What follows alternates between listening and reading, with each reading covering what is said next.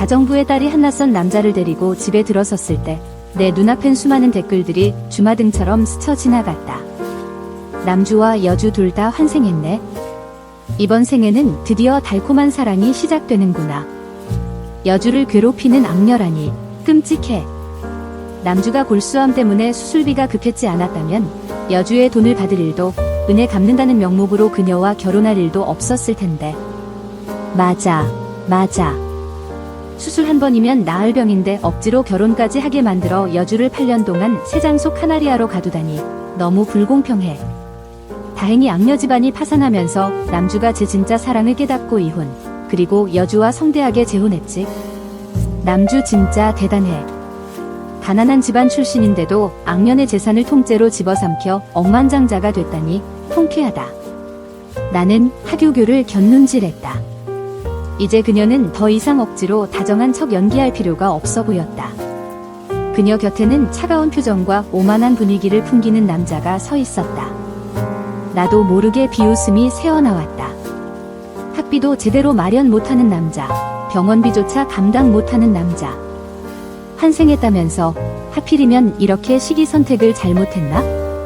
하교교는 고개를 높이 치켜들고 그 남자의 손을 잡은 채 우아하게 소파에 앉았다. 나를 비스듬히 쳐다보며 입꼬리를 비꼬듯이 올리더니 말했다. 육천, 이쪽은 내 남자친구 상명씨야. 모르는 척 끼어들 생각은 말아줄래? 그녀의 목소리는 자신만만했고 마치 내가 이 남자의 외모에 홀딱 반할 거라 확신하는 듯했다.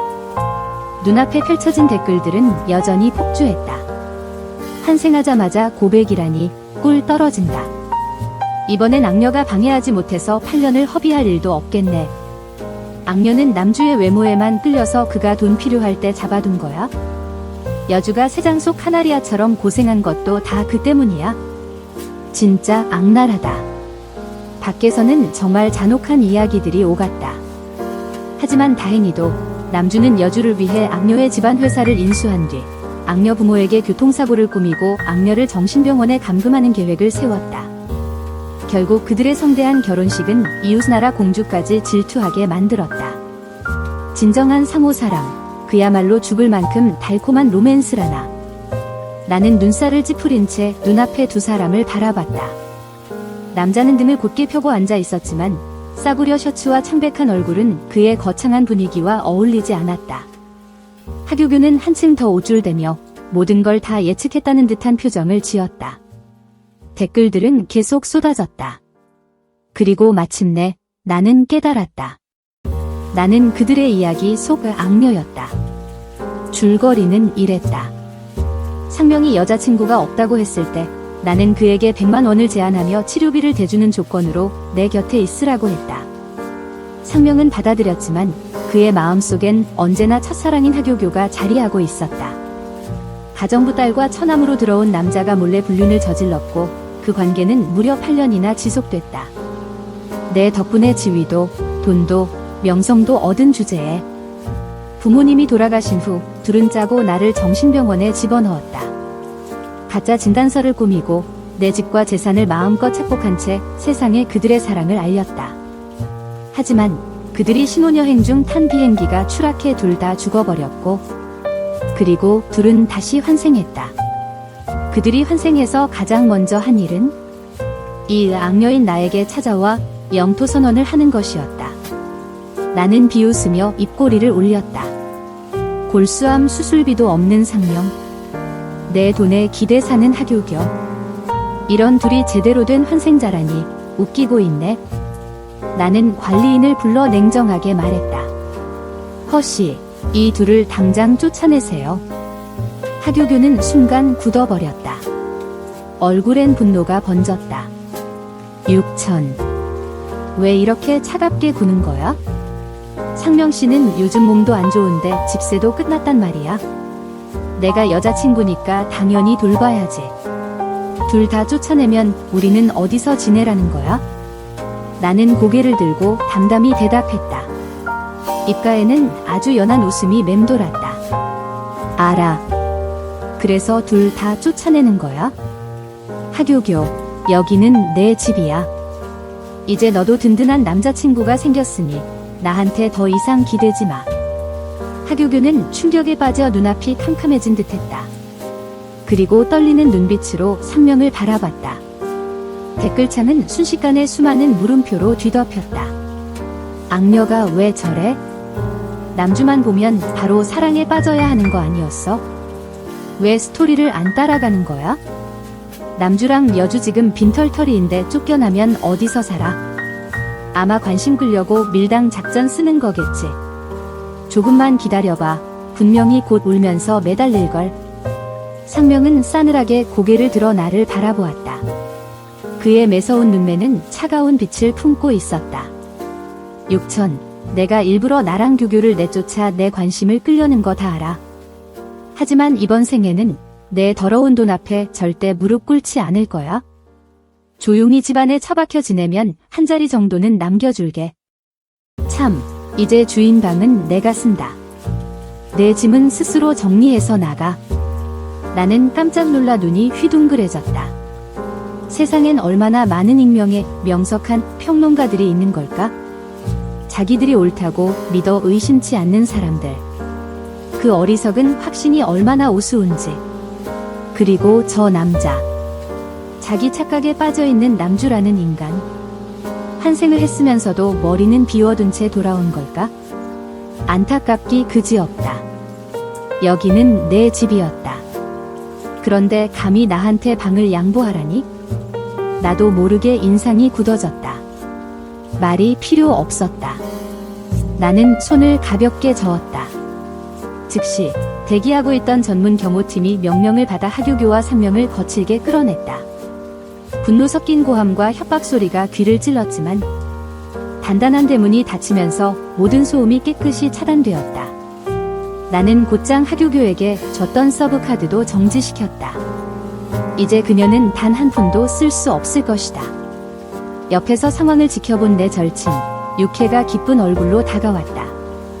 대체 무슨 일이야? 드디어 하교교 그 끔찍한 본성을 깨달은 거야? 육혜는 오래전부터 하교교를 못마땅해 했었다. 하지만 나와 하교교는 어린 시절부터 함께 자란 친구였기에 나는 오랜 정을 생각해 그녀에게 카드를 주고 자유롭게 쓰게 했다. 솔직히 여자라면 누구나 반짝이는 것들에 끌리기 마련이다. 외모라는 것도 충분히 매력적인 무기니까. 하지만 모든 것에는 한계가 있는 법. 선을 넘는 순간 나도 더 이상 가만히 있지 않을 것이다. 그녀가 앞으로 어디서 지내든 어떻게 살든 솔직히 말에 하나도 관심 없다. 나는 가볍게 웃으며 육혜의 팔짱을 끼고 화제를 돌렸다. 며칠 전에 임 대표님이 그러시더라.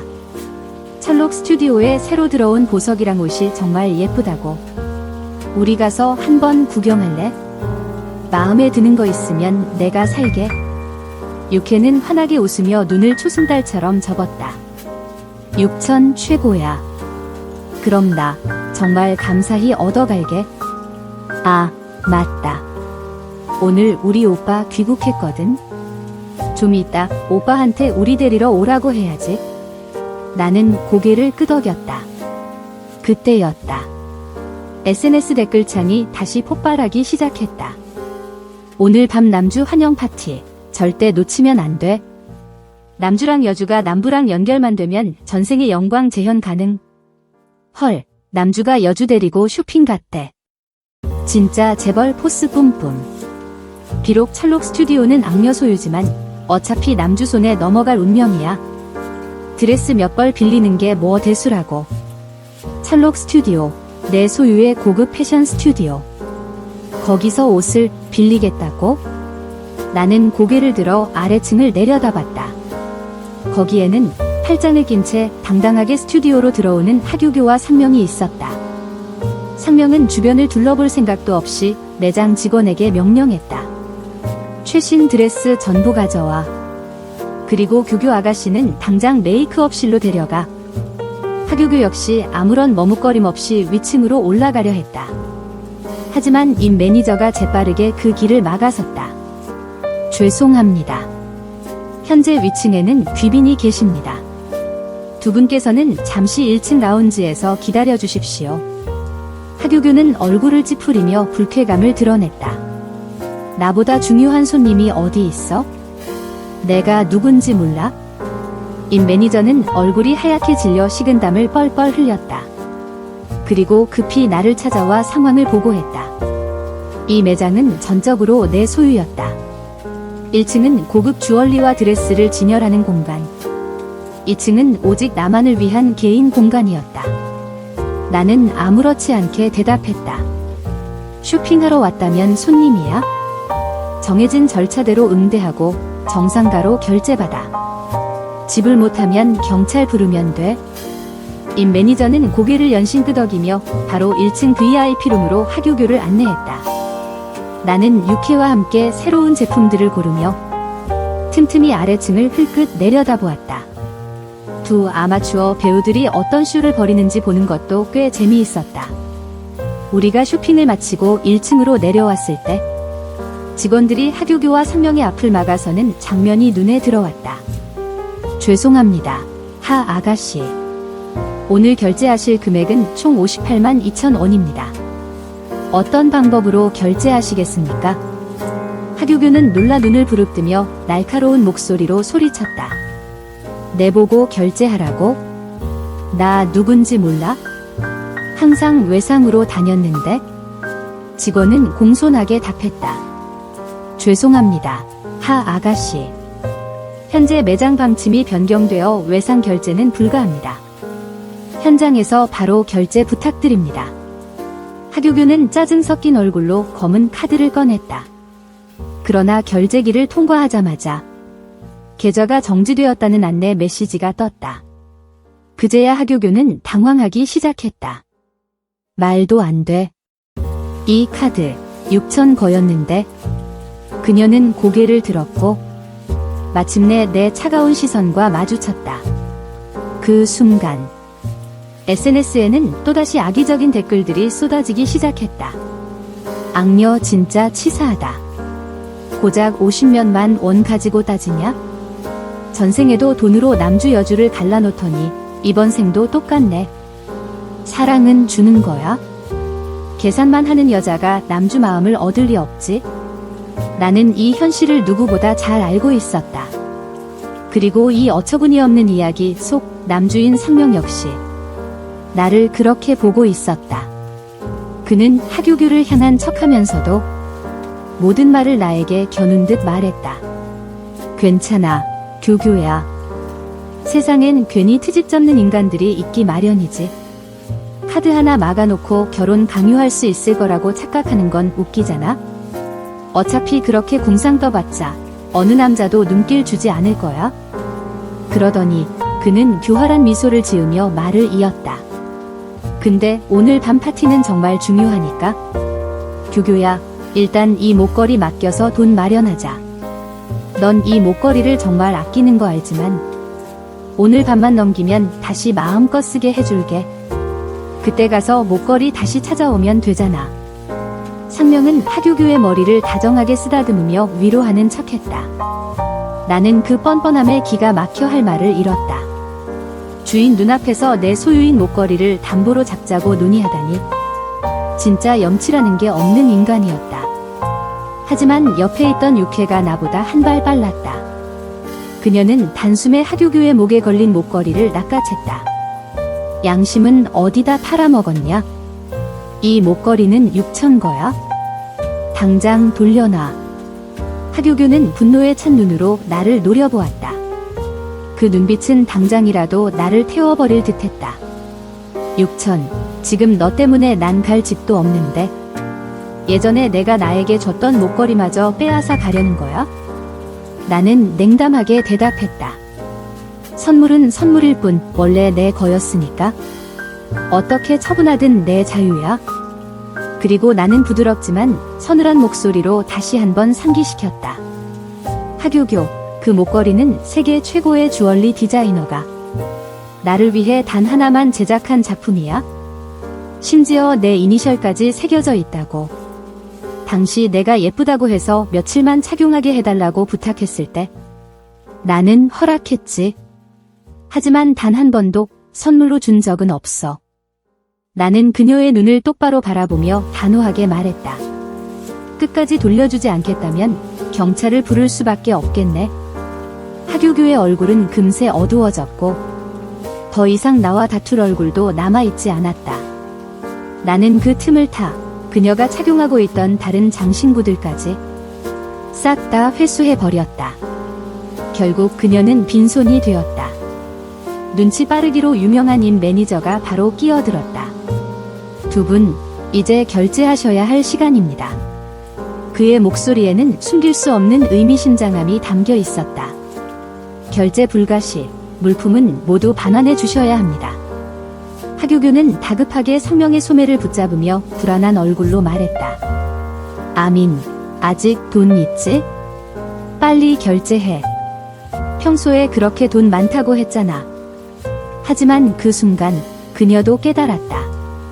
그 돈 많음이라는 허세가 전부 내 돈이었다는 사실을. 하규규는 입을 닫았고 말 한마디 못하고 나를 노려봤다. 한가롭게 구경하는 나를. 모든 게 다 6천 때문이다. 오래된 액세서리 몇 개도 내주지 않고 3달 동안 착용한 목걸이까지 뺏어가다니 정말 치사해. 하규규는 상명에게 애원했다. 상명아, 그냥 서있지 말고 뭔가 방법을 생각해봐. 이 물건들 반납하면 체면이 말이 아니야. 나는 입을 열지 않았다. 대신 옆에 있던 육회가 웃으며 비꼬았다. 체면 챙기고 싶으면 그냥 다 사버려. 어차피 돈은 6천한테 가는 거니까 서로 좋은 거 아냐? 두 사람의 얼굴은 순식간에 숫덩이처럼 새까매졌다. 결국 상명은 이를 악물고 외투를 벗어들고 하규규의 손을 잡아 끌며 말했다. 가난한 청춘을 무시하지 마라. 기다려라. 루크 소장만 만나면 바로 돈 마련할 수 있어. 하지만 그의 말이 끝나기도 전에 그토록 기다리던 루크 소장 육심이 들어섰다. 나를 찾았다고? 육심은 그들을 쳐다보며 평온한 목소리로 물었다. 무슨 일이야? 상명은 눈이 번쩍 뜨이며 하규규와 함께 육심 주변으로 몰려갔다. 아주 밝은 미소까지 띠며 인사했다. 안녕하세요, 루크 소장님. 저는 상명이고 이쪽은 제 여자친구 하규규입니다. 그리고 재빠르게 말을 이었다. 혹시 시간 괜찮으시면 같이 논의하고 싶은 프로젝트가 있는데요. 이 광경에 인터넷 댓글창은 또다시 불타올랐다. 남주 역시 다르다. 기회를 놓치지 않고 바로 사업 얘기라니 역전각이다. 전생에도 이 시기에 남주가 남부개발 프로젝트 잡고 자산 수억 늘었지. 비록 전생에 여주의 도움으로 만난 인연이었지만 이번 생은 전생 기억이 있으니 금방 뒤집을 듯. 나는 냉소를 지었다. 정말 순진한 댓글들이다. 기억이 있으면 뭐하나? 사회적 관계가 자동으로 복구되나? 그 인맥들 전부 다 내 것이었는데. 그리고 육심의 반응은 역시 내 기대를 저버리지 않았다. 육심은 상명을 의심 가득한 눈빛으로 바라보더니 악수조차 하지 않고 바로 나와 육회 쪽으로 걸어왔다. 그리고 다정한 목소리로 물었다. 티오해, 천천, 쇼핑 다 끝났어? 거기서 끝나지 않고 조롱 섞인 미소까지 지으며 말했다. 내가 너무 일찍 온 거야? 육심의 노골적인 무시는 두 사람을 완전히 얼어붙게 만들었다. 얼굴을 들 수조차 없는 굴욕감에 하규규는 가슴을 움켜쥐고 고개를 숙였고 상명은 우리 쪽을 바라보며 복잡하기 그지없는 표정을 지었다. 그 눈빛 속에는 수천 가지 감정이 뒤섞여 있었다.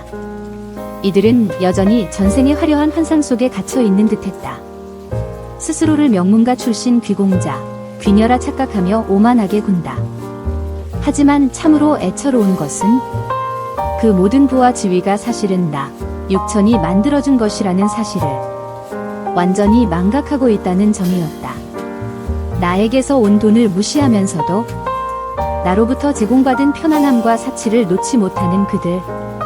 갖고 싶으면서도 고고한 척하는 모습이 얼마나 우스운지. 나는 부드럽게 미소 지으며 매장 매니저에게 나와 육회를 위한 드레스들을 포장해달라고 지시했다. 욕심은 아무렇지 않게 쇼핑백을 받아들었고 숨기지 않는 다정함과 애정을 드러냈다. 나는 추가로 세련된 넥타이 하나를 골라 정성스럽게 욕심에게 건넸다. 욕심 오빠, 한국 돌아오자마자 우리 데리러 와줘서 고마워요. 이건 작은 감사의 선물이에요. 욕심은 온화한 미소를 지으며 곧바로 목에 걸고 있던 넥타이를 풀고 내가 준 넥타이로 바꿔 맸다. 천천히는 역시 안목이 뛰어나. 정말 마음에 들어. 고마워. 나는 속으로 흐뭇하게 웃으며 옆에 서 있는 두 사람을 흘깃 바라봤다. 그들의 얼굴은 먹구름처럼 시커멓게 변해 있었다. 나는 주저없이 사람들에게 손짓해 자리를 떴다. 그 순간 등 뒤에서 날카롭고 분노에 찬 목소리가 들려왔다. 돌아보니 상명이 증오에 불타는 눈으로 나를 노려보고 있었다. 여주가 진짜 교활하네. 남주 앞에서 다른 남자한테 선물을 주다니. 완전히 계산된 수작이야. 남주가 이번에 육심의 프로젝트를 못 따내면 끝장인데 어떡하지? 설마 여주가 또 여주에게 끌려가서 여주가 또다시 8년 동안 억울하게 살아야 하는 거야? 이런 여자, 자격도 없어. 나는 그런 속마음 따윈 아랑곳하지 않았다. 상명은 치욕을 견디지 못한 듯 서서히 내 쪽으로 다가왔다. 그 눈빛은 불타는 증오로 가득했다. 그는 고개를 돌리며 눈을 꼭 감더니 차가운 목소리로 말했다. 육천, 이번엔 내가 이긴 거다. 인정할게. 내 행동이 내 관심을 끌었어.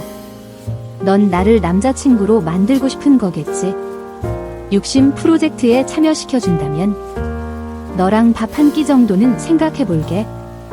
그러나 내가 대꾸할 틈도 없이 육심이 비웃으며 말했다. 육천, 이런 족제비 같은 녀석이 너랑 밥을 먹겠다고? 아니, 내 프로젝트에 끼어들 생각까지? 이 멍청이 어디서 주워온 거야?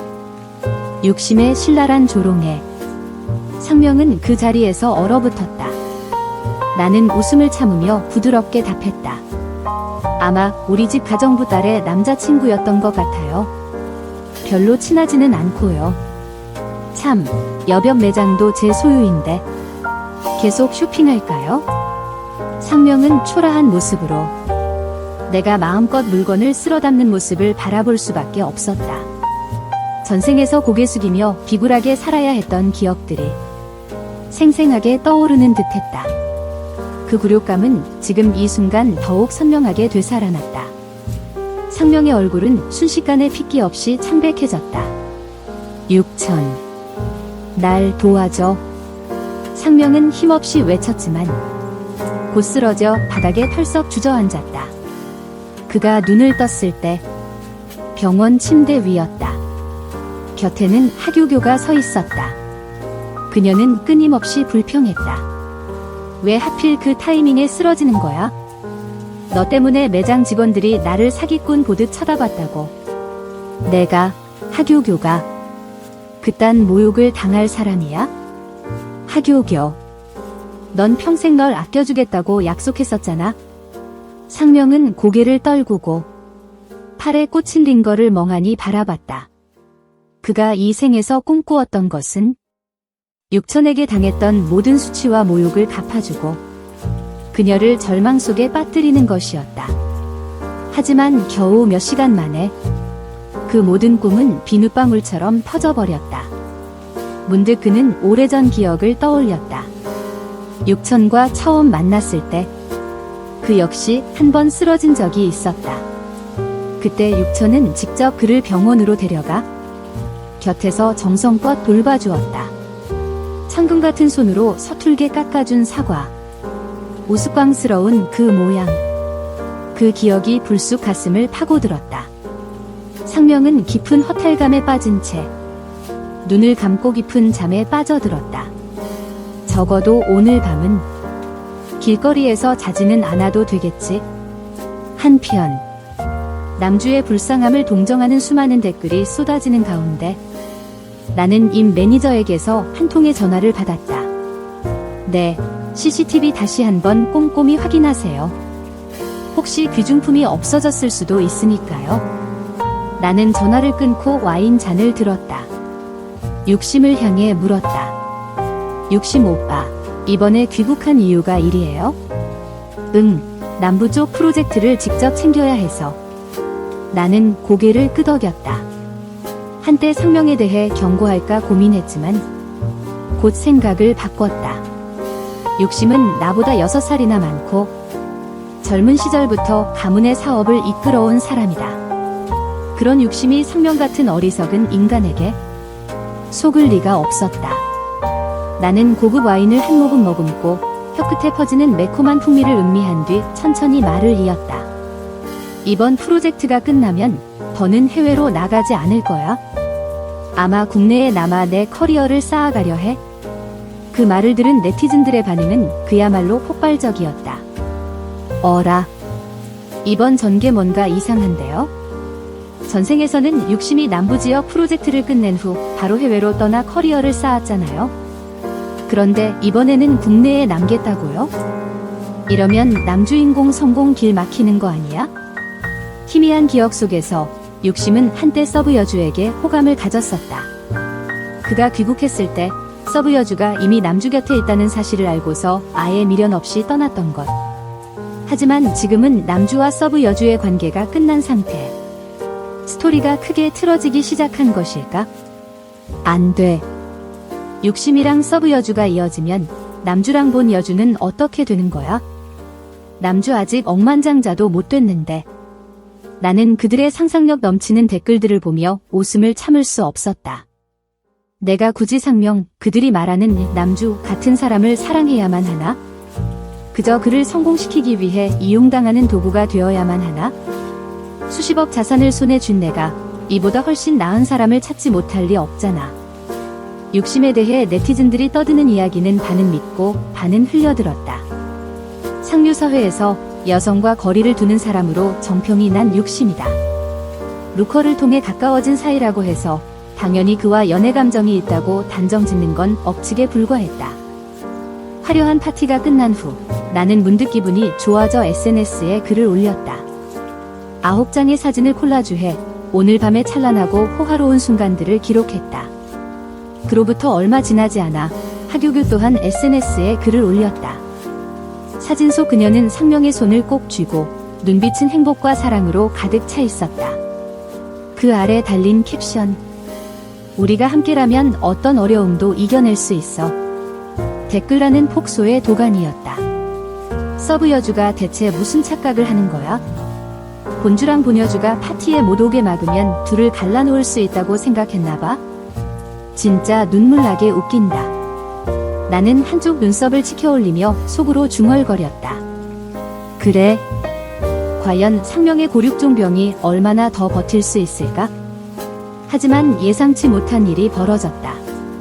사진을 올린 지 30분도 안 되어 어머니에게서 다급한 전화가 걸려온 것이다. 6천.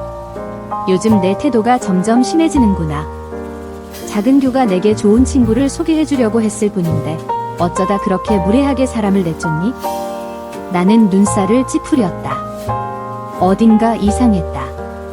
끝까지 캐묻자 드디어 진실이 드러났다. 하교교의 어머니 강이모가 매일같이 우리 어머니께 전화를 걸어 상황 보고라는 명목으로 나를 깎아내리고 모든 잘못을 뒤집어 씌우며 내 이미지를 실추시키고 있었던 것이다. 어쩐지 최근 들어 부모님이 나를 향해 점점 더 실망스런 눈빛을 보내는가 하면 하교교만 칭찬하는 이유를 알 것 같았다. 하교교는 또 겉으로는 나를 다독이며 말했다. 내가 너무 민감한 거야? 오랜만에 부모님을 만나니까 어색하게 느껴질 수 있잖아. 나는 부모님과 1시간 넘게 통화하며 차분히 설명하고 하씨 모녀의 비열한 계략을 조목조목 반박했다. 하교교가 집에 남자친구를 데리고 온 사건까지 모조리 털어놓았고 만약 믿지 못하겠다면 CCTV 영상까지 준비해두었다고 말했다. 결국 부모님도 모든 진실을 알게 되었고 나에게 전권을 맡기며 필요할 경우 그들이 뒤를 받쳐주겠다고 약속했다. 따뜻한 기운이 가슴속에 퍼졌다. 나는 결심했다. 이제는 더 이상 관대함을 베풀지 않겠다고 곧바로 사람을 불러 강이모의 방문을 부수게 했다. 지난번 하교교가 성명을 집에 데려왔을 때 강이모가 부재 중이었기에 그때 일을 제대로 정리하지 못했었다. 하지만 이제는 깨끗이 마무리할 차례다. 강이모는 몹시 당황한 얼굴로 나를 향해 불만을 터뜨렸다. 육시 아가씨, 오늘 파티 때 배부르게 못 먹었나? 이 시간에 야식까지 시키다니, 나도 인간인데. 난 가정부지 노예가 아니야. 나는 냉랭하게 웃으며 핸드폰에 저장해 둔 CCTV 영상을 틀어 보였다. 좋아, 이제 당신의 자유를 돌려줄게요. 우리 집은 작아서 당신 같은 대불은 모실 수 없습니다. 당장 나가주세요. 강이모의 얼굴빛이 순식간에 바뀌었다. 왜 그러냐고 다급히 물었지만 나는 더는 참지 않고 그녀가 몰래 집 창고에서 고가의 골동품을 훔치려 했던 영상까지 들이밀었다. 당신을 내쫓을 이유는 충분해요. 이해했어요? 사실 그때도 부모님께 알리려 했지만 강이모가 수십 년간 우리 집에 일한 점을 감안해 조용히 넘어가 주었었다. 하지만 그녀는 그런 너그러움을 오히려 약점으로 삼았다. 그날 밤 강이모는 우리 집에서 쫓겨났다. 다음 날 아침 하교교가 내 집으로 들이닥쳤다. 나를 몰아세우고 화를 내며 압박하려 했다. 하지만 그녀가 몰랐던 게 하나 있었다. 나는 이미 예전에 그녀에게 빌려준 가방과 주얼리를 전부 점검하고 있었다는 사실이다. 점검 결과는 충격적이었다. 한정판 에르메스 백 여러 개가 정교하게 만든 가짜로 바뀌어 있었고 반짝이는 다이아몬드 주얼리들도 전부 값싼 모조품으로 바꿔치기 되어 있었다. 나는 눈을 가늘게 뜨고 그녀를 똑바로 노려보았다. 하교교는 당황의 시선을 피하며 도망치려 했지만 내 경호원에게 바로 가로막혔다. 긴장감이 맴도는 순간 과거 강이모가 무심코 흘렸던 말이 떠올랐다. 도심 한복판에 위치한 고급 아파트 6억에 달하는 집을 계약했다는 말. 그리고 이미 2억을 선금으로 냈다는 사실도. 하지만 그동안 모녀는 월 1만 위안의 수입으로 우리 집에 얹혀 살면서 도박에 빠진 남편의 빚까지 짊어지고 있었다. 그렇다면 200만 위안의 계약금은 도대체 어디서 나온 걸까? 그리고 내 소중한 물건들과 맞바꾼 돈은 또 어디로 사라진 걸까? 이제 모든 퍼즐이 맞춰졌다. 나는 냉랭한 얼굴로 감정 하나 드러내지 않은 채 신속히 신뢰할 만한 감정 전문가를 불러들였다. 분실된 모든 자산을 정밀히 감정하고 투명하고 명확한 시세를 매기게 했다. 감정 결과는 충격적이었다.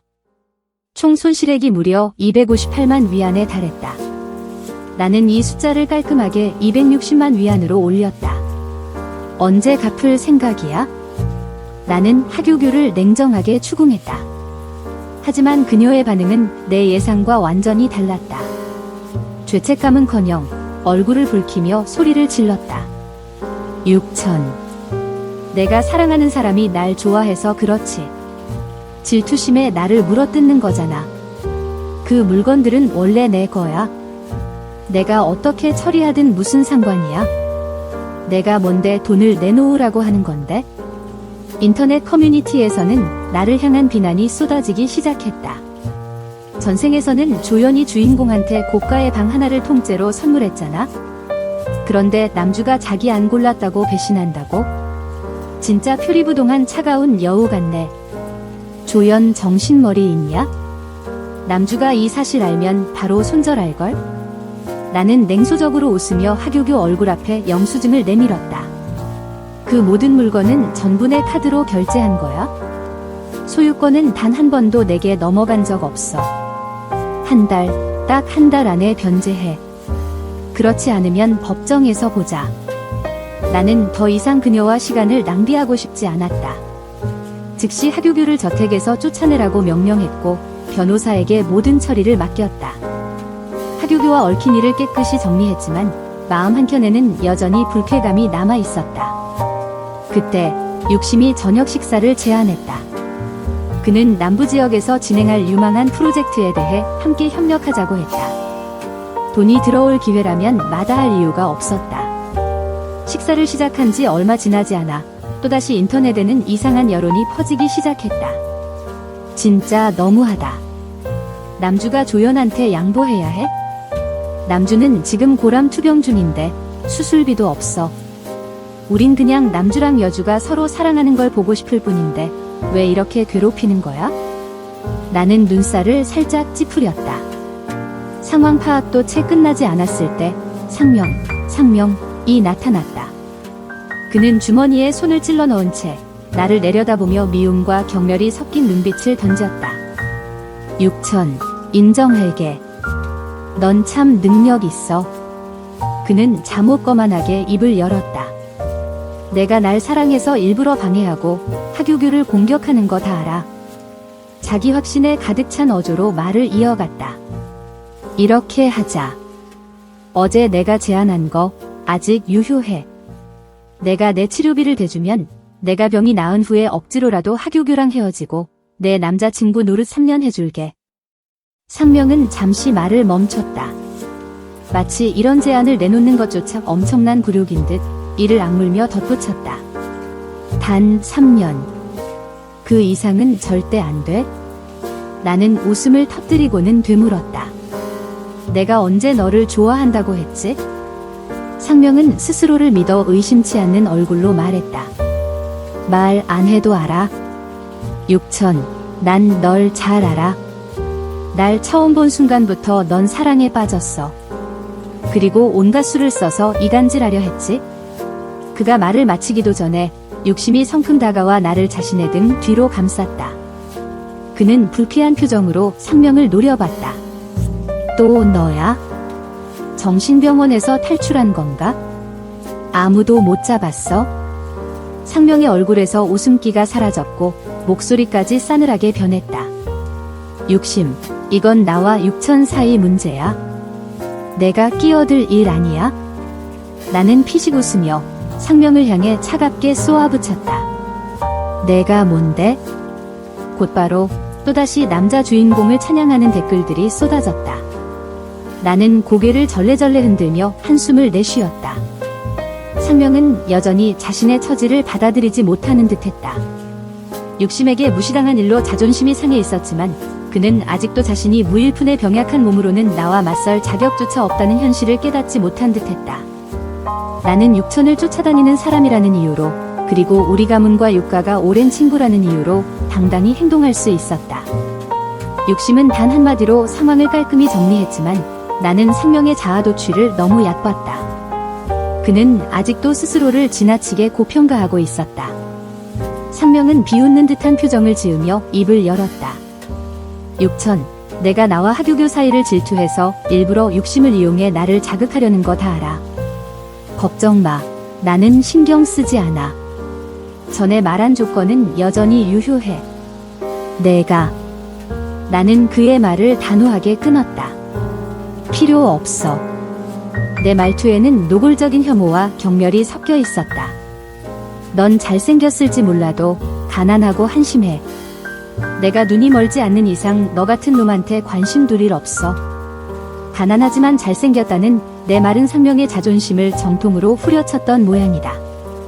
그 일 이후 한 달 넘게 그는 내 앞에 모습을 드러내지 않았고 귀찮게 구는 일도 사라졌다. 덕분에 나는 평화로운 휴식을 즐기며 오롯이 나만의 삶을 만끽할 수 있었다. 하지만 인터넷에서는 여전히 두 주인공에 대한 소식이 꾸준히 업데이트되었다. 한때 오만하던 상명은 이제 돈 한 푼 없는 신세가 되었고 기대고 살던 악역 여주조차 사라진 터라 하규교에게 의존해 연명할 수밖에 없었다. 가엾은 여주인공 하규교의 친어머니는 원래 수년 동안 모은 돈이 있었어야 했다. 그러나 그녀의 남편은 중독 수준의 도박꾼이었다. 모아둔 돈은 모두 도박판에서 사라졌고 남은 건 빚더미뿐이었다. 하규교는 용돈조차 없는 처지가 되었다. 과거엔 내가 준 부카드를 쓰며 호화롭게 살았지만 이제는 200만 위안이 넘는 배상금까지 짊어져야 했다. 조금만 더 했으면 길바닥에 나앉을 뻔했다. 각 구입한 고급 아파트도 입주하기 전에 급히 팔아야 했고 결국 세 사람이 월세 500위안짜리 허름한 새방에 얹혀 살게 되었다. 살아남기 바쁜 그들에게는 더 이상 문제를 일으킬 여력조차 없었다. 그런데도 온라인 댓글들은 모두 나를 탓하기 시작했다. 이기적이다. 불쌍한 남녀 주인공을 돕지도 않고 라며 비난했다. 나는 그런 댓글을 볼 때마다 웃음이 나왔다. 현명한 투자자는 결과를 보고 판단한다. 당장의 이득이든 아니면 정신적 가치든. 하지만 상명과 하교교는 아무것도 생산해내지 못하는 구멍이었다. 내 돈을 왜 그런 구멍에 퍼부어야 한단 말인가? 개강 시즌이 되자 예상대로 하교교는 등록금을 마련하지 못했다. 앞으로는 서로 엮일 일도 없을 것이다. 나는 육회와 함께 기숙사 정리를 마치고 짐을 들고 내려가려던 참이었다. 그때 하교교가 느닷없이 핸드폰을 내 얼굴에 들이밀었다. 아직 정신을 차리기도 전에 내 얼굴이 그녀의 라이브 방송 화면에 대문짝만하게 떠올랐다. 봐요, 여러분. 이 여자가 바로 그 쓰레기예요. 나를 이 지경으로 만든 원흉. 나는 미간을 찌푸리며 하교교를 바라보았다. 불과 한 달 사이 그녀는 몰라볼 정도로 초라해져 있었다. 거만하고 도도했던 모습은 온데간데 없고 피곤과 몰락이 그녀의 얼굴에 선명히 드리워 있었다. 싸구려 화장으로도 가릴 수 없는 눈 밑에 짙은 다크서클이 그녀의 현실을 말해주었다. 하교교는 악에 바친 목소리로 핸드폰을 치켜들고 나를 향해 고래고래 소리쳤다. 나를 몰락시킨 주범이라며 욕을 퍼부었고 돈이 많다는 이유로 자신을 괴롭혔다고 주장했다. 어릴 때부터 나는 그녀보다 예뻤고 모두에게 사랑받았으며 심지어 그녀의 부모조차 나를 더 아꼈다고 했다. 자신이 좋아했던 남자조차 나만을 바라봤다고. 그 모든 질투와 분노를 쏟아내며 학교가 내 편을 들어 그녀를 퇴학시키려 한다고 억울함을 호소했다. 나는 놀고 싶은 거 다 포기하고 학원비까지 아껴가며 여기 입학했어요. 그런데 육천은 태어날 때부터 부잣집 딸이었고 내 유일한 희망조차 빼앗으려고 해. 그녀의 울분 어린 외침에 인터넷 댓글은 급격히 들끓었다. 나를 악덕 자본가라 몰아가는 비난이 쇄도했다. 빈부격차는 이렇게도 강력한 무기였다. 주변 학생들도 웅성거리며 우리를 둘러쌌다. 나는 차분히 상황을 설명하려 했지만 그보다 빠른 사람이 있었다. 육혜였다. 그녀는 망설임 없이 하교교의 뺨을 후려쳤다. 이런 뻔한 연극, 지겹지도 않냐? 육혜가 싸늘하게 말했다. 내 친구 육천이 내 공부를 막았다면 증거 가져와. 너는 뭐 있냐? 육천이 명품을 팔아넘긴 CCTV 영상. 내 엄마가 유가에서 골동품 훔친 증거 다 있어. 내가 지금 바로 라이브로 틀어줄까? 내 남자친구는 빈털터리에 뼈암까지 걸려서는 양심도 없이 6,000 병원비 대달라고 했지. 입만 열면 자본가 욕하더니 왜 남 등골 빼먹고 살려 하냐? 어릴 때부터 6천 집에서 먹고 자라놓고 명품 때문에 사람 목걸이까지 훔치려 했던 내가 지금 여기서 무슨 정의로운 척이냐? 순식간에 라이브 방송의 댓글 창은 쥐죽은 듯 조용해졌다. 마치 하얀 종이처럼 단 한 줄의 글도 남지 않은 채. 하지만 라이브 방송은 여전히 시끄럽고 논쟁은 끊이지 않았다. 주변에 모여있던 학우들도 하교교를 뚫어지게 바라보며 그녀의 행동과 표정을 하나하나 살펴보았다. 누구도 입 밖에 내지는 않았지만 모두 마음속으로 이미 결론을 내린 듯했다. 쳇, 이런 대반전이 있을 줄이야. 봐라, 남의 집 아가씨 생긴 것만 봐도 질투할 이유가 없지 않냐? 욕심만 많고 여론에 기대어 자기 위치를 높이려 하다니 결국 유명세에 미쳐버린 거야? 그때 창백한 얼굴로 상명이 허둥지둥 달려왔다. 그는 숨을 헐떡이며 하교교를 옆으로 끌고 가 조심스레 말했다. 교교야, 그만해. 라이브 꺼. 목소리는 너무 작아 거의 들리지 않았지만 나는 가까이 있었기에 또렷이 들을 수 있었다. 이런 식으로 망신만 사게 될 뿐이야. 그 마른 기름을 부은 듯 하교교를 더욱 격분하게 만들었다. 하교교는 이를 악물고 소리쳤다. 내가 이렇게까지 한 게 다 누구 때문인데. 당신은 내 돈을 쓰고 또 쓰고 병원비도 죄다 내 돈이었어. 입으로는 약속만 해댔지. 나한테 뭘 해줬는데? 내 눈앞에 떠오르는 댓글창이 다시 요동쳤지만 이번엔 더 이상 하교교를 맹목적으로 감싸주지 않았다. 하교교의 이 한마디는 남주인공인 상명의 자존심을 정면으로 짓밟은 셈이었다. 누구보다 그를 잘 알았어야 할 사람이 말이다. 나는 속으로 가볍게 웃었다. 전생의 하교교는 순진하고 이해심 많은 캐릭터였다. 그러나 이번 생에서는 직접 고통을 겪고 대가를 치러야 했으니 변하는 것도 무리는 아니었다. 생계를 위해 조급해지고 하루하루를 계산해야 하는 삶 속에서 어찌 계속 착하고 순진할 수 있겠는가. 전생에 그들은 8년을 사랑했다. 그 모든 감정은 내가 제공한 물질적 기반 위에 세워진 것이었다. 이제 생존조차 벅찬 현실에서 사랑이나 낭만을 꿈꿀 여유 따위 있을 리 없었다. 나는 그 우스꽝스러운 연극을 끝까지 지켜보고 나서 옆에 있던 육회를 재촉했다. 아까 육심이 문자 보냈어. 학교 정문에 도착했다고. 아마 지금쯤 기다리고 있을 거야. 얼른 가자. 육회는 장난스레 눈썹을 치켜 올렸다. 오호라, 이제 내 오빠 스케줄을 나보다 더 잘 아는 거야? 그러더니 깔깔 웃으며 덧붙였다. 그럼 나 앞으로 너를 새언니라고 불러야 하나? 나는 웃으며 대답을 피했다. 육심은 이미 내게 솔직한 마음을 고백했고 나 또한 천천히 그를 알아가는 중이었다. 우리는 몇 걸음 가지도 않았는데 상명이 갑자기 돌아와 내 손목을 꽉 움켜잡았다. 그는 분노에 찬 눈빛으로 나를 노려보다가 힘없이 눈을 감았다. 내가 졌다. 이번엔 내가 이겼어. 상명은 숨을 가쁘게 몰아쉬며 말을 이었다. 내 병세가 점점 악화되고 있어. 전이도 시작됐고 의사들은 시간이 얼마 남지 않았다고 했어. 내가 돈을 내서 수술을 시켜준다면 어떤 조건이든 다 따를게. 하지만 그의 마지막 말은 곧이어 들려온 고성능 스포츠카 엔진 소리에 묻혀버렸다. 광택이 반짝이는 고에닉스 차량에서 육심이 내려와 곧장 걸어왔다. 그는 아무 망설임 없이 상명의 손을 거칠게 떼어내며 내 곁에 섰다. 또 당신이에요? 어디 아픈 거 아니에요? 정말 집에 못 가겠다면 제가 사람을 불러 도와줄게요. 이동 비용은 제가 다 부담할 테니 걱정 마세요. 육심은 싸늘한 표정으로 덧붙였다. 하지만 그렇다고 천천히를 이용해 매일같이 찾아와 귀찮게 굴 순 없잖아요.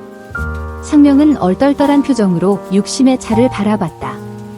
그의 눈빛은 점점 흐려져 마치 먼 과거에 부유했던 시절을 떠올리는 듯했다. 나는 슬며시 웃으며 육심에게 일부러 물었다. 오늘은 왜 이 차를 타고 온 거예요? 원래는 코인원 타고 다녔잖아요. 육심은 다정한 눈빛으로 나를 바라보며 답했다. 좋아하는 사람이 아직 대학생이잖아. 그러니까 조금 더 젊고 눈에 띄게 보여야지. 그래야 어디서 주제도 모르는 놈들이 헛된 꿈을 꾸지 않을 테니까. 그는 한마디 더 덧붙였다. 사람은 자기 위치를 아는 게 가장 소중한 법이야. 나는 소리 없이 웃었다. 멀리서 하교교가 육심의 슈퍼카에 다가가 손을 뻗으려는 모습을 보았다. 만약 그녀가 그 차에 흠집이라도 낸다면 나는 분명 그녀를 파산시킬 때까지 소송을 걸었을 것이다. 하지만 하교교도 자신의 처지를 잘 아는지 아쉽게 손을 거두었다. 자자, 이 막도 끝났겠다. 이제 밥 먹으러 가자. 나 배고파 죽겠어. 육회가 능청스럽게 분위기를 풀어주었다. 나는 얼른 그녀와 육심의 손을 잡고 그 자리를 벗어났다. 하지만 상명은 쉽게 포기하지 않았다. 그는 다시 한번 내 이름을 부르며 매달렸다. 나는 참을성이 바닥나 차갑게 응수했다. 우리가 그렇게 친했나요? 당신의 쓸모없는 말 때문에 내가 얼마나 시간을 낭비했는지 알아요? 병이 있으면 알아서 돈 벌어서 치료하세요. 능력이 없으면 길거리에 나가 구걸이라도 하세요. 자존심이 하늘을 찌르는 상명에게 이 말은 참기 어려운 모욕이었다. 그는 항상 스스로를 자랑스러워했기에 그런 수치심을 견디지 못했다. 라이브 방송의 댓글을 통해 나는 상명의 심리 상태가 크게 흔들리는 것을 느낄 수 있었다. 결국 그는 주식시장에 뛰어들어 무모한 투자를 시작했다. 전생의 기억 덕분에 그가 몇 가지 빈틈을 찾아내 수익을 올리는 건 시간 문제였다. 하지만 나는 그런 일을 용납할 생각이 없었다. 이미 악녀라는 오명을 뒤집어쓴 이상 진짜 악녀다운 모습을 보여줘야 내 지난 고생이 헛되지 않는 법이니까. 나는 상명의 모든 주식 움직임을 실시간으로 모니터링했다. 그가 어떤 종목을 사든 나도 60남매를 끌어들여 함께 투자하게 했다. 상명이 꽤 많은 돈을 모은 후 예상대로 그는 레버리지를 활용해 공격적으로 주식을 매집하기 시작했다. 심지어 하교교의 어머니와 외삼촌까지 이 투자판에 끌어들였다. 나는 흐뭇하게 웃었다. 빠져드는 사람이 많을수록 게임은 더욱 재미있어진다. 모든 준비가 끝나자 나는 주저없이 주식 대량 공매도에 나섰다. 결국 상명과 하교교가 땀 흘려 모은 돈은 순식간에 사라졌다. 그들은 철저히 무너져 바닥까지 추락했다. 반면 나는 60남매와 함께 막대한 이익을 챙겨 나란히 고급 단독 주택 세 채를 나눠 샀다. 잠옷 만족스러운 결과였다. 반면 하교교의 외삼촌은 사기를 당한 것을 깨닫고 날마다 찾아와 난동을 부렸다. 하교교의 친아버지, 도박에 미친 그는 남은 재산까지 모두 탕진하며 집안을 아수라장으로 만들었다. 모든 책임과 부담은 고스란히 하교교에게 돌아갔다. 상명은 주식시장에서 당한 참패로 병세가 급격히 악화되어 결국 다시 병원에 실려갔다. 그는 전생에 자신을 수술해줬던 명의를 찾아 헤맸지만 끝내 찾지 못했다. 당연한 결과였다. 전생에 그 명의를 초빙하고 개인 전용기를 띄워 수술을 성사시킨 것도 모두 나였으니 그가 스스로 찾아낼 리가 없었다. 한편 하교교는 부모와 외삼촌의 압박에 시달리면서 상명의 수술비라는 막대한 부담까지 떠안아야 했다. 남의 피를 빨아가며 살아가기를 꿈꿨던 그녀는 겨우 보름 동안 피주머니 역할을 하다 결국 무너지고 말았다. 결국 하교교는 병원 한복판에서 상명과 크게 말다툼을 벌인 끝에 그를 매몰차게 내버려 두고 떠나버렸다. 그동안 여주인공을 응원하던 댓글들은 하나둘씩 분위기가 바뀌기 시작했다. 여주 너무하네. 남주가 제일 힘들 때 등을 돌리다니. 8년이나 쌓아온 감정이 고작 돈에 밀린 건가? 다 악녀 탓이야. 악녀가 처음부터 돈을 내서 남주를 도왔더라면 여주가 떠날 일도 없었잖아. 나는 그런 말들에 전혀 개의치 않았다. 가볍게 웃으며 오히려 해외 대학원 진학 준비에 몰두했다. 입양된 부모의 거짓말로 오해가 쌓였던 부모님은 뒤늦게 죄책감을 느껴 내게 한 계열사를 맡길 기회를 주기로 결정했다. 나는 이 기회를 지키기 위해서라도 반드시 열심히 공부해야 했다. 댓글 하나하나를 읽을 때마다 나는 오싹한 기분이 들었다. 다시는 정신병원에서 다른 환자들과 음식 한 끼를 놓고 다투는 처지로 떨어지고 싶지 않았다. 다행히 내 곁에는 육심이라는 천재 금융인이 있었다. 그의 조언을 들으며 나는 내가 가고자 하는 길에 더욱 확신을 가졌다. 시간은 빠르게 흘렀고 학교 생활도 조용히 지나갔다. 어느새 여름방학이 다가왔다. 육심은 특별히 고급 레스토랑을 예약해 나와 육혜의 방학을 축하해주기로 했다. 그런데 예상치 못하게 육혜가 갑자기 복통을 호소했다. 어쩔 수 없이 나는 육심과 함께 레스토랑으로 향했다. 그리고 도착한 그곳, 핑크색 풍선이 바닥을 가득 메우고 장미꽃으로 꾸며진 벽이 나를 맞이했다. 순간 모든 것을 깨달은 나는 놀라움에 눈을 크게 떴다. 육심은 평소처럼 침착한 모습과는 달리 긴장한 채로 꽃다발을 쥐고 무릎을 꿇었다. 그의 떨리는 눈동자가 나를 바라보고 있었다. 나는 저도 모르게 웃음을 터뜨렸다. 육심은 당황해서 자세를 고치며 말했다. 미안해. 아직 경험이 없어서 서툴러. 그는 진지한 목소리로 말을 이었다. 두영아, 내가 지금 학업에 집중하고 있다는 걸 잘 알아?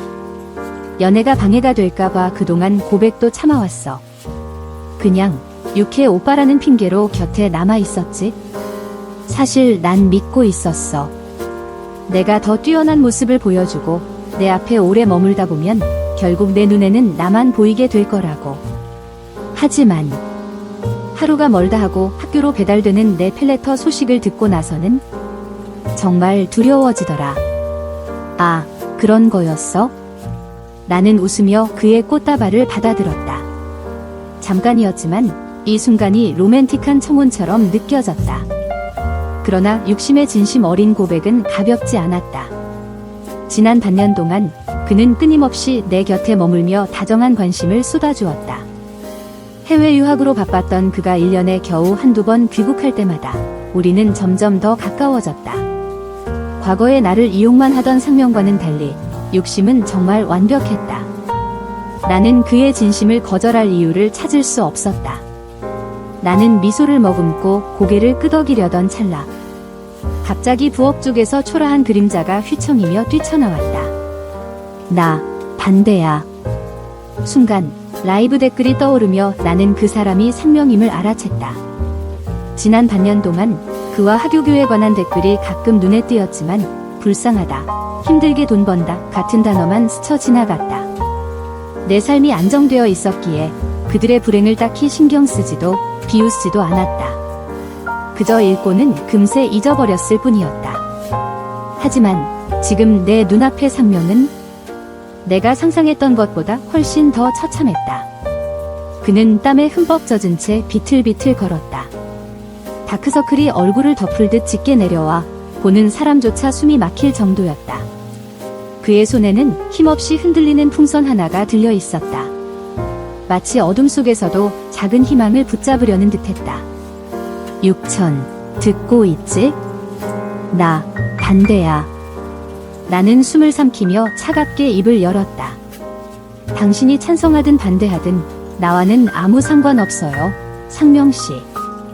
우리 사이엔 이제 어떤 연도 남아있지 않으니까요. 있어. 상명은 급하게 대답했지만 얼굴에 창피한 기색이 역력했다. 말끝을 흐리며 제대로 말을 잇지 못했다. 6천아, 이쯤 됐으면 나한테 장난 그만 쳐? 난 알아. 내 마음속엔 아직도 내가 있다는 걸.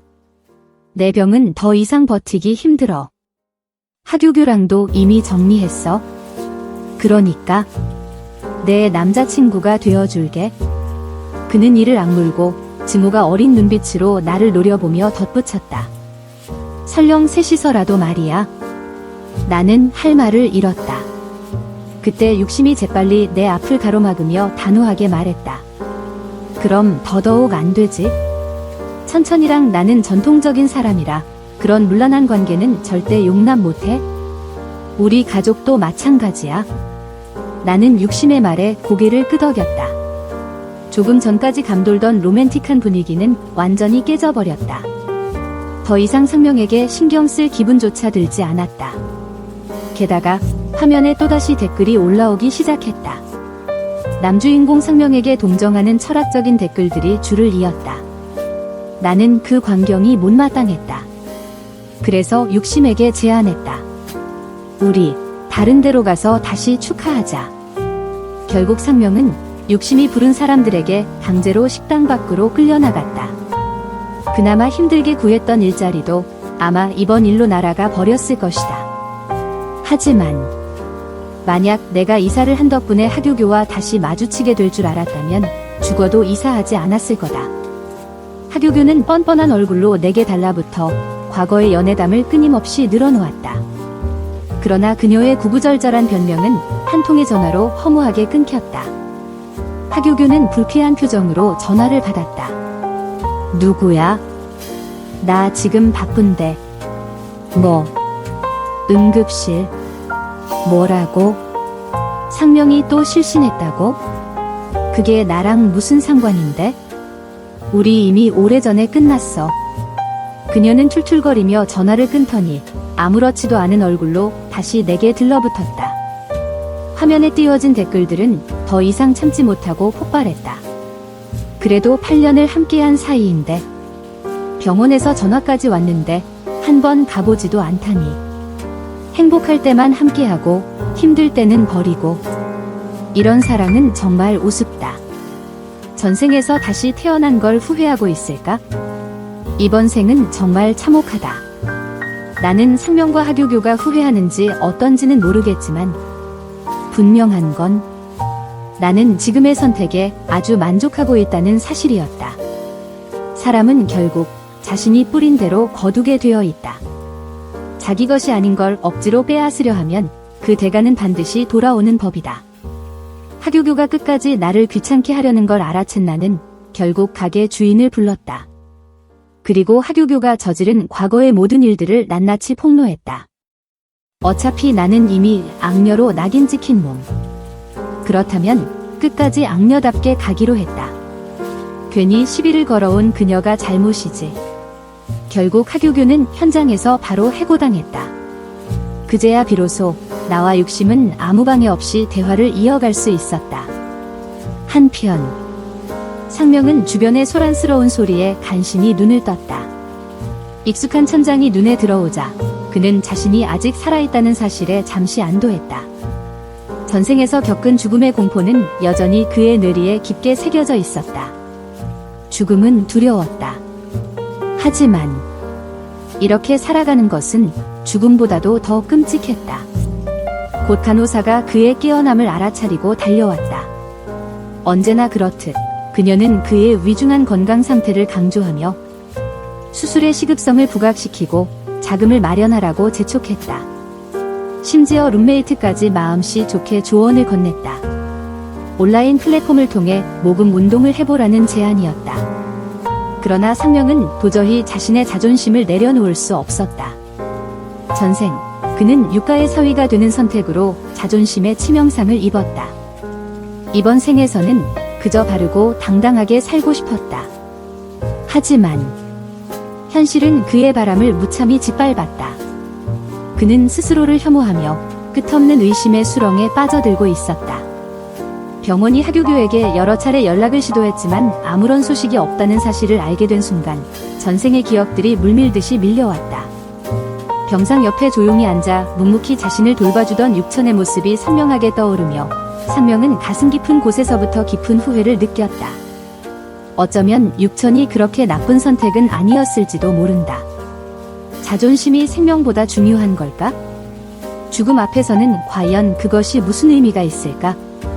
상명은 주먹을 꽉 쥐고 익숙한 육가의 대문 앞에 멈춰섰다. 망설이던 그는 용기를 내어 육양에게 전화를 걸었지만 돌아온 것은 냉정한 안내 멘트뿐이었다. 고객님이 전화하신 번호는 현재 연결할 수 없습니다. 그는 아픈 몸을 억지로 지탱하며 지팡이에 의지해 무겁게 발걸음을 옮겨 육가의 문을 두드렸다. 상명의 머릿속에는 이런 생각이 맴돌았다. 육천은 자신의 실직과 입원까지 이르게 만든 원흉이며 따라서 책임을 져야 한다고. 하지만 육천이 현명한 투자로 인근의 호화저택을 구입했고 육가 형제들과 이웃이 되었다는 사실을 알게 된 순간 그는 말문이 막히고 말았다. 언제부터 육천이 이렇게 달라진 걸까? 상명은 다급했다. 그의 병세는 더 이상 미룰 수 없는 상황이었다. 하지만 육가의 경비원은 차가운 눈빛으로 말했다. 정보는 제공할 수 없습니다. 상명은 완전히 패닉에 빠졌다. 육천이 정말로 자신을 떠나버릴까 두려웠다. 현재 그와 육천은 법적 부부도 아니었고 어떤 상속권도 없었다. 그는 문득 깨달았다. 이번 생에서 자신은 하규규와 공개적으로 교제 중이었다는 것을. 그는 육천과 아무런 관계가 없었다. 절망에 빠진 상명은 갈피를 잡지 못한 채 거리를 헤맸다. 마치 암 선고를 받고 방황하던 그날처럼. 그러다 그는 우연히 하규규를 발견했다. 오랜만에 본 그녀는 한 중년의 뚱뚱하고 대머리 남자와 함께 호텔에서 나오고 있었다. 그 남자는 지갑에서 돈을 꺼내 그녀에게 건넸고 하규규는 환한 미소로 그것을 받아들였다. 심지어 볼에 키스까지 했다. 상명은 구역질이 나올 것 같았다. 하규규의 행동에 몸서리가 쳐졌다. 돌아서려던 순간 하규규의 어머니와 외삼촌이 달려와 하규규 손에 든 돈을 가로챘다. 그는 한동안 멍하니 바라보다가 허탈하게 웃었다. 이상하게도 그 순간 몸속의 통증이 조금 가시는 것 같았다. 그러나 그 짧은 안도의 순간은 곧바로 찾아온 참을 수 없는 고통에 묻혔다. 상명의 마음 한구석에서는 깊은 후회가 고개를 들었다. 만약 하규규가 이런 사람이었다는 걸 일찍 알았다면 자신을 지켜준 육천을 배신하지 않았을 텐데, 오늘처럼 모든 것을 잃고 고통에 허덕이지는 않았을 텐데, 다시 시작할 수만 있다면. 그는 휘청이며 도로 한복판으로 나왔다. 눈앞을 환하게 비추는 차들의 불빛을 바라보며 생각했다. 다시 살아갈 수 있다면 다시 한 번만. 그 시각 나는 막 비행기에서 내려 새로운 댓글들을 읽으며 상명의 어리석은 행동을 알게 되었다. 하지만 대부분의 반응은 냉담했다. 결국 그는 다시 거리의 삶으로 돌아갔고 과거 죽음을 경험한 사람답게 삶을 더욱 소중히 여길 거라는 기대도 점점 사라졌다. 나는 별로 신경 쓰지 않았다. 그저 짧은 휴가를 마음껏 즐기고 싶었다. 아쉽게도 휴가는 금세 끝났고 나는 부모님과 육심에게 작별을 고하며 귀국했다. 간혹 흘러나오는 댓글들에서는 상명이 결국 얼굴값에 기대어 온라인에서 기부금을 모금했다는 소식이 전해졌다. 간신히 수술비를 마련했지만 암은 이미 전이 되어 결국 두 다리를 절단해야 했다. 이제 그는 스스로 살아가는 것조차 거대한 도전이 되었다. 집에 도착하자마자 허 아저씨가 상명이 나를 찾아왔었다며 작은 선물을 전해주었다. 나는 인상을 찡그리며 눈을 감았다. 그것은 거리에서도 흔히 볼 수 있는 싸구려 유리 스노우볼이었다. 하지만 댓글들은 이 선물을 남주가 정성껏 고른 것이라며 열렬히 칭송했다. 전생에서도 상명은 이 유리구슬을 구하기 위해 온갖 고생을 했고 여주인공은 그 답례로 200만 위안짜리 시계를 선물했다지. 남주가 혹시 과거의 감정을 되살리려는 걸까? 하지만 나에게는 200만 위안짜리 시계도 별 감흥이 없었다. 하물며 이 유리구슬 따위는 우리 집 강아지도 거들떠보지 않을 것이다. 나는 단호하게 허 아저씨에게 지시했다. 버려주세요. 그리고 며칠 전 경매로 얻어낸 고미술품을 바라보며 기쁨에 젖었다. 육심은 이런 것들을 좋아하기 때문에 나는 몰래 사진을 찍어 선물로 준비하기로 했다. 선물이란 결국 마음이 담겨야 하는 것이다. 다른 사람은 몰라도 나 자신만큼은 속일 수 없다. 200만 위안짜리 시계에 열광하는 것은 댓글러들과 상명뿐이었다. 새 학기가 다가왔다. 동시에 나는 본격적으로 회사 경영에도 뛰어들었다. 다만 현재 거주하는 저택이 학교와 회사에서 너무 멀어 불편했기에 근처 아파트를 구입해 이사했다. 그리고 뜻밖에도 육심과 이웃이 되었다. 육심은 매일 아침 나를 데리러 왔고 덕분에 나는 상명이나 하교교와 마주칠 일도 완전히 없어졌다. 댓글들도 점점 줄어들었고 가끔 드문드문 감상적인 한두 마디가 남을 뿐이었다. 풍청에게서 들은 소식에 따르면 하교교는 부모와 외삼촌에게 외면당해 결국 부유한 노인과 결혼하게 되었다고 한다. 매일 황새처럼 갇혀 살며 온 가족을 부양하는 삶, 결국 전생과 다를 바 없는 비참한 결말을 맞이했다. 시간은 그렇게 흘러갔다. 이제 거의 아무런 소식도 들리지 않던 어느 날 상명이 휠체어를 몰고 바다로 뛰어들어 스스로 생을 마감했다는 소식이 들려왔다. 그리고 1시간도 채 지나지 않아 경찰에게서 전화가 걸려왔다. 육씨, 상명씨가 편지를 남겼습니다. 직접 와서 받아주시겠습니까? 나는 문 앞에서 기다리고 있던 육심을 바라보며 미소를 지었다. 바쁘니까 그냥 버리세요.